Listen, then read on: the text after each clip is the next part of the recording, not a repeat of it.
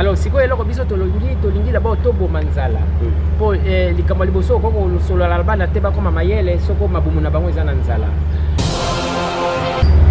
Bien, l'agriculture intensive ici dans notre plan, je suis moi-même ingénieur en logiciel et hardware, c'est-à-dire la création d'un plan informatique qui va contrôler le calendrier agricole de manière méthodique, où nous allons maintenant structurer où planter quoi et à quel endroit, contrôler le calendrier agricole, tout en ouvrant les routes de dessertes agricoles qui seront informatisées. Makambo na kolobeli makambo ya sikate bato oyo bayebi yango bayebi tokoki kosala yango mais yali un pas d'abord volonté le lobby oyo nga naza kokamba yango eti déjà mayele nyonso tu wana po te ezala na babureau nango na ba 7 territoires wana et na 7 territoires pe na chef-lieu de régler le problème de la faim. Et c'est ainsi qu'ils ont réglé cela, donc en allant très fortement dans les activités agricoles. Ils ont appelé donc le développement agricole. Et voilà, c'est comme ça, c'est la raison pour laquelle vous voyez, ils ont tout maîtrisé. Vous avez comment, monsieur? Bon, en ce qui concerne les routes de dessertes agricoles, c'est très simple. Hein. À l'époque coloniale, c'est des routes qui existaient déjà, que nous allons réouvrir à nouveau. Et que le côté fleuve, que nous puissions les ouvrir pour qu'on puisse naviguer correctement. De ce côté-là, c'est maîtrisé sur le plan, si vous voulez, des faits. Nous savons comment à faire beaucoup de choses. Je veux seulement vous donner un exemple comme ça. Si nous faisons la culture, par exemple, de chili, chili, c'est le pili-pili fin, qui s'achète terriblement en grande quantité en Chine, n'est-ce pas? Eh bien, ça se vend très cher. La tonne est à $2 500.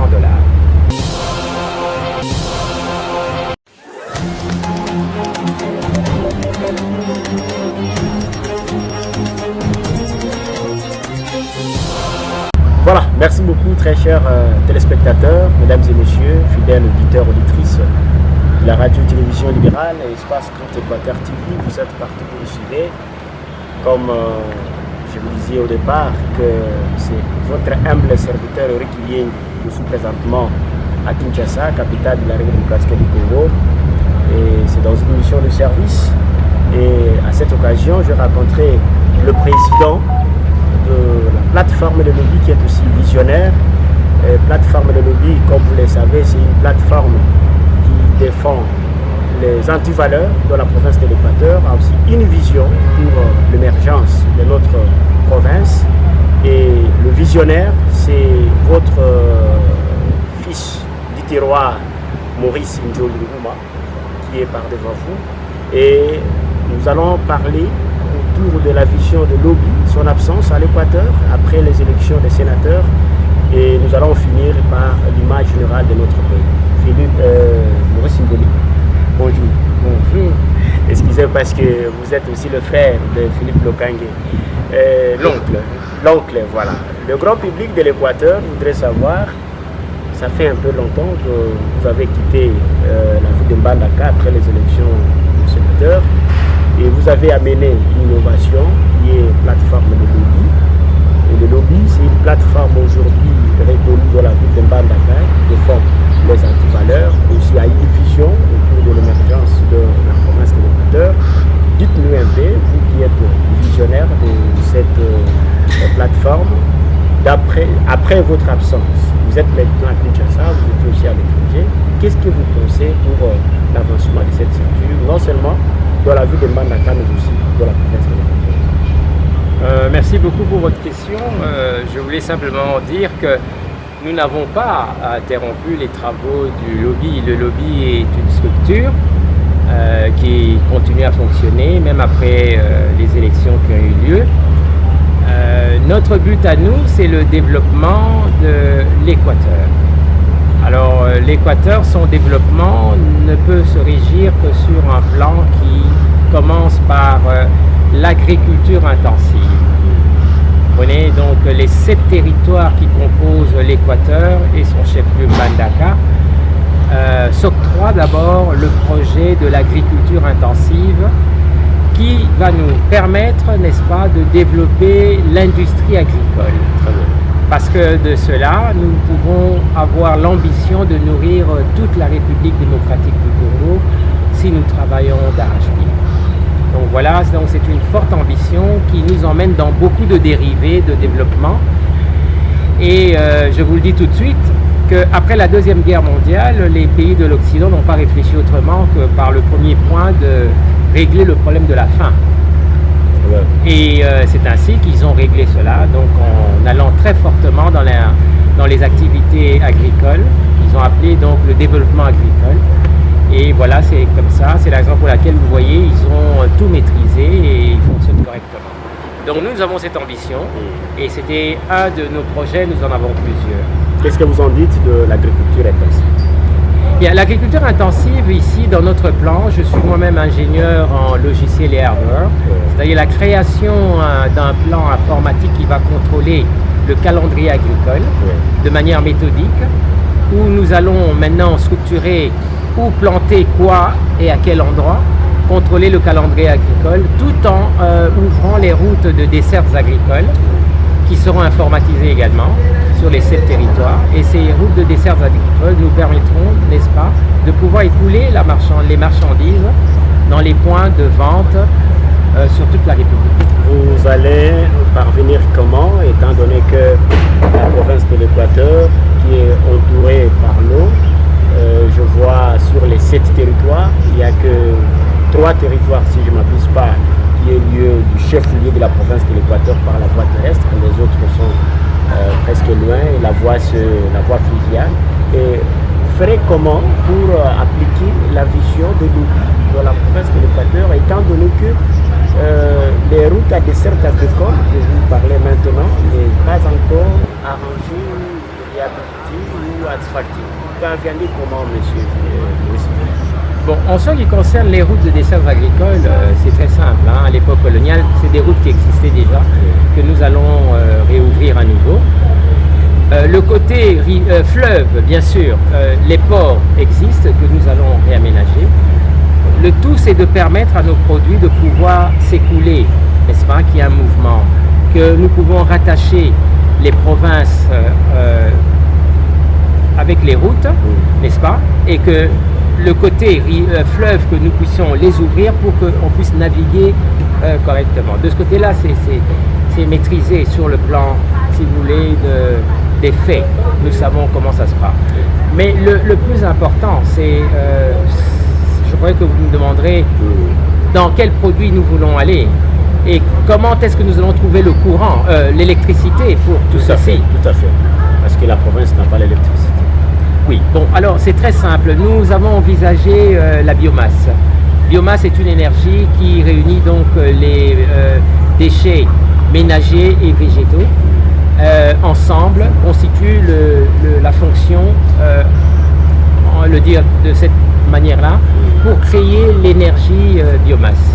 Alors l'énergie biomasse va nous permettre justement ici de développer l'industrie parce qu'on a besoin de courant. Si nous vous choisissons, vous par exemple en tant qu'agriculteur dans la coopérative agricole, que vous soyez sur la tomate, eh bien la tomate que vous allez produire, nous allons remettre ça en boîte.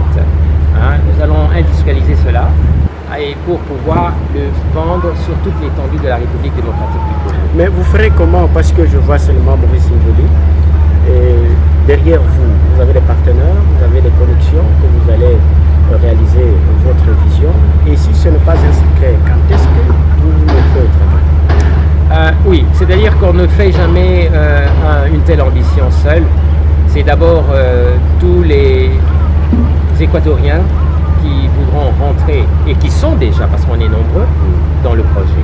Vous parlez peut-être des points financiers. Nous avons des partenaires à l'étranger qui veulent nous aider. Et ils étaient prêts à nous aider si on était passé au pouvoir sénatorial. Parce qu'eux veulent travailler avec des gens qui ont un pied de ce côté-là pour que les décisions soient automatiquement à la tête des décideurs pour qu'on puisse avancer dans la vision. On n'est pas passé comme sénateur, mais on ne s'est pas découragé. On voudrait le refaire en 2028, tout en continuant à travailler maintenant. Et c'est ça qui va nous permettre. Et ces partenaires qui sont de l'étranger vont nous aider financièrement.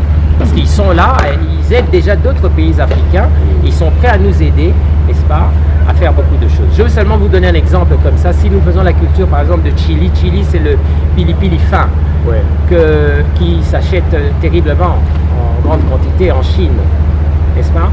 Eh bien, ça se vend très cher. La tonne est à 2500 $. La tonne. Ici à Kinshasa, au Congo, à l'étranger? Non, non, non, il s'achète à 2500 $ à l'étranger. Ok. Bon, si nous prenons en exemple simplement ce produit-là, et nous produisons, je vous le dis ici, 1000 tonnes de piments séchés. Faites le compte, ça nous fait combien? Beaucoup d'argent. 2,5 milliards $. Ok. Si nous allons dans le cannabis médical, le cannabis médical est un produit qui nous permettra de vendre à l'étranger également. Donc ici je vous parle d'un projet qui est extrêmement important et qui permettra à la province de l'Équateur de se développer réellement. Sans oublier ici, je dis que pourquoi au Katanga, tout ça, ils ont des problèmes de produits de base tels que le maïs ainsi qu'au Kassai, parce que c'est leur produit de base. On peut pas commander ça de l'extérieur, ça doit venir de chez nous, de l'intérieur. Voilà, merci beaucoup Maurice Njodengouma. Nous évoluons avec notre mission. Je crois que c'est une belle opportunité pour nous de vous rencontrer à Kinshasa, qui est votre ville de résidence, et l'Équateur qui est votre province d'origine, mais aussi là où vous pensez appliquer la vision de Lobi. Mais je me souviens quand vous étiez encore à Mbandaka lors des élections de sénateurs, et parmi le point fort que vous avez inséré dans votre discours devant les députés, vous avez parlé de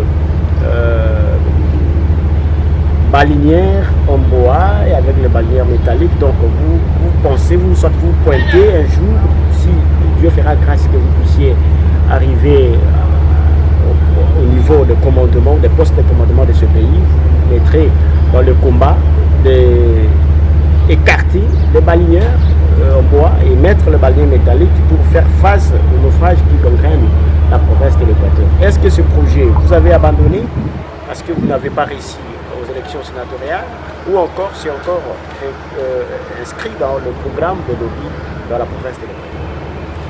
Non, on ne l'a pas abandonné, on n'a rien abandonné. C'était juste, comme je peux dire, reprise stratégique pour revenir, parce que les deux doivent aller en même temps. En ce qui concerne les baleinières, nous le savons tous que nous perdons énormément de vies humaines avec ces baleinières en bois, parce qu'elles sont d'abord fabriquées pour un certain nombre de personnes. Tout à fait. Mais il y monte dedans, c'est surchargé.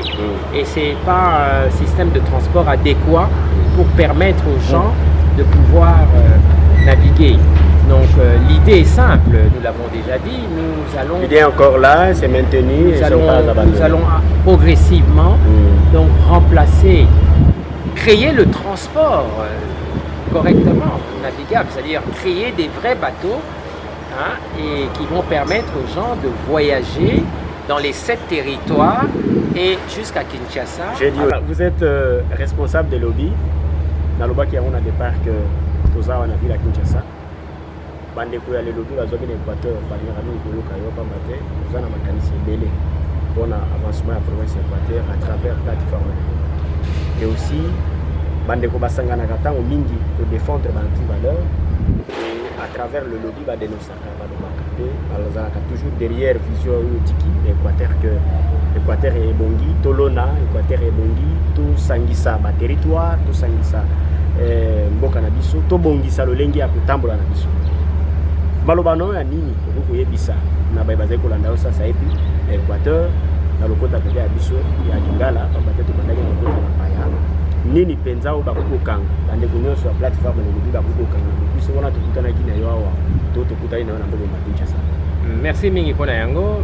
Ndenge oyebi ndenge tosalaka biso bato ya mokili eloko babengi na français pour réussir vie ezali choix ya moto ya aussi choix à réussir vie na ye ako réussir yango moto pe aboyi na ye choix wana ako réussir vie na ye te soko olamuki na ntongo olobi nzoto na yo okosukola yango te ekovanda ndenge wana moto moko otinda yo osukola nzoto te ekovanda sali te bongo ti butu ekoki mpe okolala ndenge wana Alors biso na biso ndenge tolobi soko tolingi te Équateur Coquelettville mbandaka ozoyoka ezala ndenge ezalaka na ntango kala yali biso nde esengeli totelema po te biso nde tokoka kotelemisa nkita ya province wana oza koyoka Équateur yali province moko ya lokumu esala makambo ndenge na ndenge soko okei yo moko na mbandaka okomona ndenge mbandaka etongama otali bikeke oyo bacolonisateur batikela biso